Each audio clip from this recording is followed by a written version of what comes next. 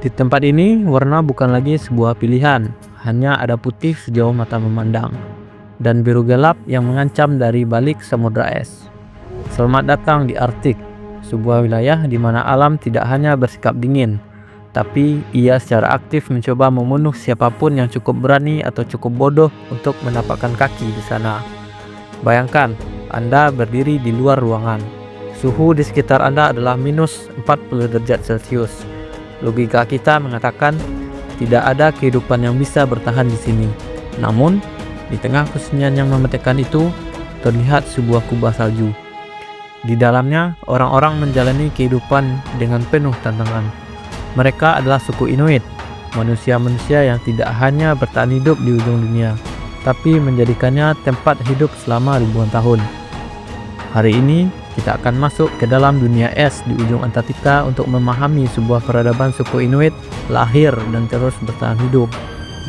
Selamat datang di Sukupedia, tempat kamu menjelajahi dunia dari cerita-cerita suku di segala penjuru.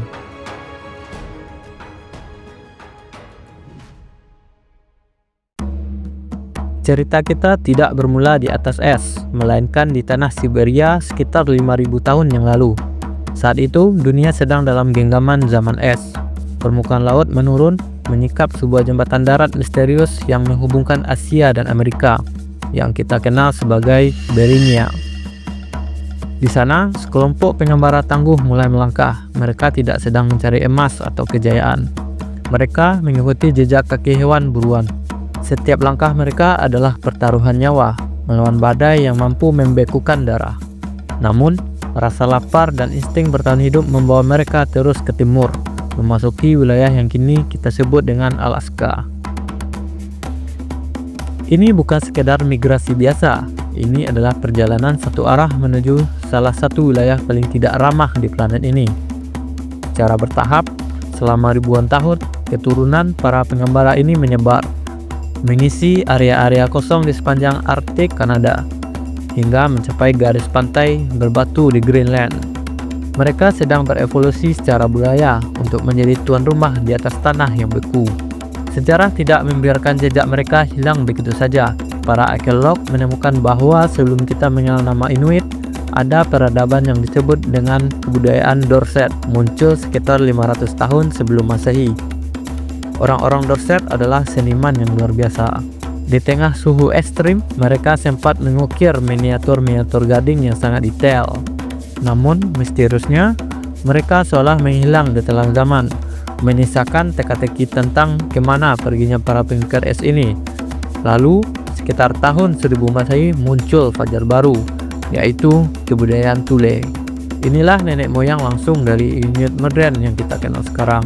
Berbeda dengan pendahulunya, orang-orang Thule membawa teknologi masa depan pada zamannya. Mereka menciptakan perahu ramping yang mampu menembus ombak dingin dengan kecepatan tinggi.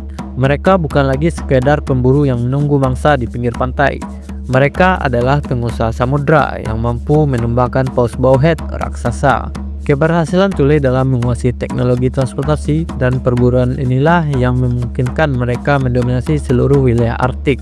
Memasuki abad ke-19 dan 20, suku Inuit menghadapi tantangan yang lebih sulit daripada badai salju manapun, yaitu misi keagamaan dan kebijakan asimilasi paksa. Ada masa di mana bahasa mereka dibungkam dan anak-anak mereka dijauhkan dari tradisi leluhur.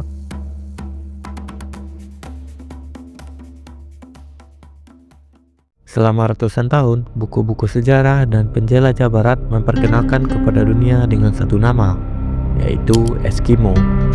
Sebuah kata yang mungkin terdengar eksotis di telinga orang awam, namun menyimpan luka yang dalam bagi pemilik aslinya. Istilah ini yang sering disalahartikan secara linguistik sebagai pemakan daging mentah. Bukanlah nama yang mereka pilih, itu adalah label yang ditempelkan oleh orang luar sebagai sisa-sisa era kolonial yang memandang mereka sebagai objek aneh di dunia. Tapi hari ini narasi itu telah berubah. Mereka berdiri tegak dan mendeklarasikan diri sebagai Inuit.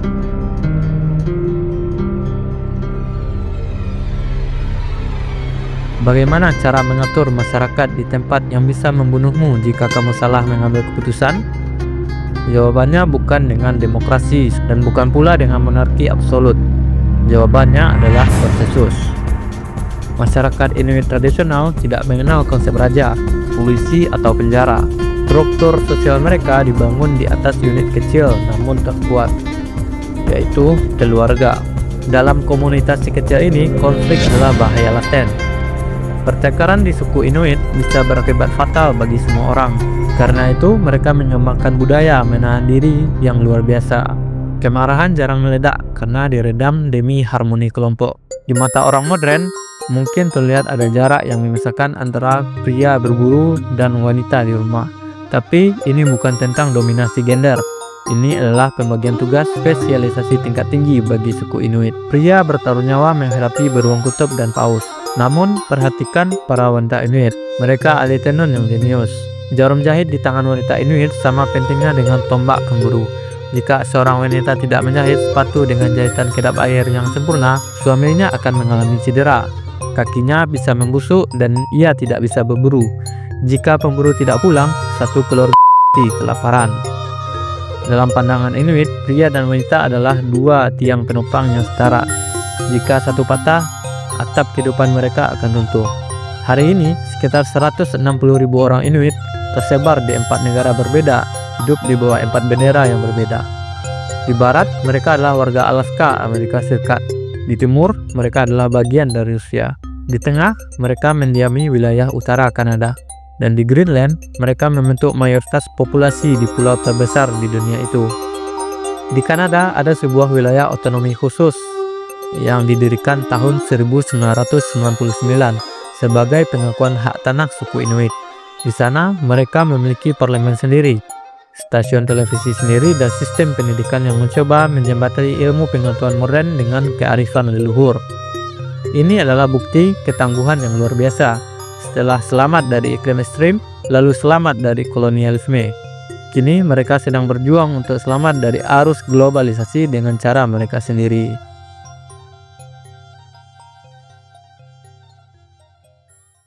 Di dunia kita, waktu diatur oleh jam dinding. Di dunia Inuit, waktu didikte oleh matahari. Hidup mereka berada di antara dua ekstrim yang gila, kegelapan total dan cahaya abadi. Saat musim dingin tiba, Arctic jatuh ke dalam polar night, hidup selama berbulan-bulan tanpa melihat matahari. Dunia menjadi monokrom, hanya ada hitam, putih, dan abu-abu. Bagi orang luar, ini bisa menyebabkan depresi gila-gilaan. Tapi bagi Inuit, ini adalah waktu untuk berburu di atas es. Laut membeku menjadi lantai yang luas. Disinilah mereka menunggu di lubang pernapasan anjing laut selama berjam-jam untuk ditangkap dan dibawa pulang. Sedangkan saat musim panas datang dan matahari tidak pernah terbenam, mengubah daratan yang beku menjadi padang rumput basah yang penuh kehidupan. Ini adalah masa panen.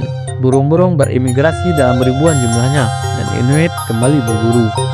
Suku Inuit adalah insinyur material terhebat di zamannya. Seperti pakaian tradisional Inuit parka yang didesain dengan meniru alam. Mereka tidak sembarangan memakai bulu. Untuk lapisan luar, mereka menggunakan bulu karibu. Kenapa? Karena di bawah mikroskop, rambut karibu itu berongga kosong yang memiliki fungsi alami sebagai insulator panas sehingga membuat tubuh tetap hangat. Ditambah lagi, dengan desain amuiti bagi para ibu yang dilengkapi dengan kantong bayi di punggung yang memungkinkan panas tubuh ibu langsung menghangatkan bayi. Ini bukan sekedar baju, ini adalah inkubator berjalan. Lalu ada mahakarya arsitektur yang paling ikonik, namanya adalah iglo. Banyak orang salah kaprah mengira iglo hanyalah tumpukan balok es. Suku Inuit merancang iglo dengan pola spiral agar strukturnya saling mengunci sehingga tidak butuh semen. Bangunan ini juga memanfaatkan prinsip udara panas naik ke atas dengan mendesain lantai tidur yang lebih tinggi daripada pintu masuk. Meski di luar suhu bisa minus 45 derajat, tapi di dalam iglo suhu bisa lebih naik dengan hanya faktor panas tubuh dan satu lampu minyak kuil. Ternyata salju yang dipadatkan adalah isolator yang menahan panas di dalam iglo. Sementara itu, untuk memenuhi kebutuhan makan, suku Inuit memiliki cara makan yang unik. Mereka memakan hasil buruan mereka dari hidung sampai ke ekor. Hati, otak, dan lemak semua dimakan. Daging itu harus dimakan mentah. Bagi suku Inuit, memasak daging akan menghancurkan vitamin C di dalamnya. Rasanya seperti kacang hazelnut, segar dengan teksturnya kenyal. Bagi mereka, darah hangat dari hewan buruan adalah sup nutrisi instan di tengah badai. Ini bukan tentang menjadi primitif. Ini adalah adaptasi biokimia tingkat tinggi. Tubuh mereka telah belajar untuk membakar lemak sebagai bahan bakar utama, bukan karbohidrat. Di sini, lemak bukanlah musuh yang bikin gemuk. Lemak adalah api kehidupan yang menjaga tubuh tetap panas di tengah neraka beku. Bagi mata orang asing, Antartika adalah kekosongan. Tapi bagi suku Inuit, lanskap yang penuh dengan informasi. Mereka memiliki sebuah sistem pengetahuan tradisional yang diwariskan lisan selama ribuan tahun. Mereka bernavigasi bukan dengan melihat peta, tapi dengan merasakan salju. Suku Inuit bisa membaca pola gelombang beku di atas salju yang dibentuk oleh angin. Dengan melihat arah lingkungan es sekecil apapun, seorang pemburu tahu arah mata angin utama, bahkan di tengah badai buta sekalipun. Mereka juga membangun induk suk, tumpukan batu menyerupai manusia yang berdiri sunyi di puncak bukit. Ini bukan sekadar seni instalasi, ini adalah mercusuar kuno. Bentuk tumpukan es bisa menunjuk ke arah tempat berburu karibu yang bagus, atau memperingatkan adanya arus air yang berbahaya. Filosofi mereka tentang alam sangat kontras dengan dunia modern. Jika kita diajarkan untuk menaklukkan alam, Inuit diajarkan untuk mendengarkan alam. Mereka percaya hewan menyerahkan dirinya kepada pemburu yang menghormatinya. Jika kamu menyiksa hewan, alam akan menutup pintunya, dan kelaparan adalah hukumannya.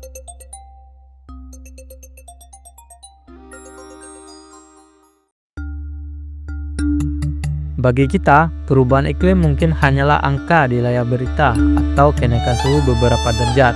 Namun bagi suku Inuit, perubahan iklim adalah ancaman eksistensial yang terjadi tepat di depan mata mereka. Es yang selama ribuan tahun menjadi lantai bagi kehidupan mereka kini mulai mengkhianati mereka. Musim dingin menjadi lebih pendek dan es laut membeku lebih lambat dari biasanya. Jalur-jalur perburuan tradisional yang dulunya aman kini menjadi jebakan maut. Es yang tampak padat bisa tiba-tiba pecah karena menipis dari bawah, menelan pemburu dan tergelincir ke dalam air yang mengerikan. Tidak hanya manusia, tapi dan hewan mangsa pun kacau. Beruang kutub kini lebih sering terlihat di pemukiman karena kehilangan tempat berburu, dan pola migrasi karibu menjadi sulit diprediksi. Bagi suku yang hidupnya bergantung pada kemampuan membaca alam, bagaimana Anda bisa bertahan ketika alam itu sendiri mulai berbicara dalam bahasa yang tidak Anda kenali? Selain es yang mencair, suku Inuit juga menghadapi gelombang perubahan sosial yang tak kalah dinginnya. Modernisasi membawa kenyamanan, namun ia datang dengan harga yang mahal. Di desa-desa terpencil Arktik, harga bahan pangan impor sangat tidak masuk akal. Sebuah botol susu atau sekantong jeruk bisa berharga berkali-kali lipat dibanding di kota besar. Hal ini memaksa pergeseran pola makan dari daging segar hasil buruan ke makan olahan tinggi gula dan karbohidrat. Hasilnya, masalah kesehatan seperti diabetes dan obesitas yang dulunya asing kini mulai menghantui komunitas ini. Namun, jangan salah sangka, suku Inuit bukanlah korban yang hanya bisa pasrah. Mereka adalah pejuang. Melalui organisasi ICC, mereka telah menjadi suara paling lantang di forum internasional mengenai dampak perubahan iklim. Mereka tidak meminta belas kasihan, mereka menuntut keadilan bagi tanah air mereka.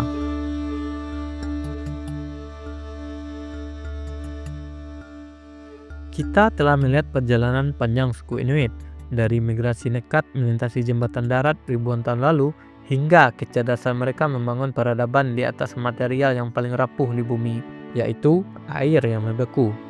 Sejarah mereka mengajarkan kita bahwa manusia memiliki kemampuan adaptasi yang luar biasa, bahwa ketangguhan sejati tidak lahir dari kenyamanan, melainkan dari harmoni dengan lingkungan yang paling keras sekalipun. Kisah mereka bukan hanya tentang cara bertahan hidup di suhu minus 50 derajat, tapi tentang bagaimana kita sebagai manusia harus menjaga satu-satunya rumah yang kita miliki sebelum semuanya terlambat. Terima kasih telah menempuh perjalanan ini bersama Sukupedia. Jika Anda belajar hal baru hari ini, tekan tombol like dan bagikan video ini agar lebih banyak orang mengenal kearifan di ujung dunia. Sampai jumpa di perjalanan suku berikutnya. Tulis pendapat kamu di bawah, karena diskusi di kolom komentar adalah cara kita saling belajar.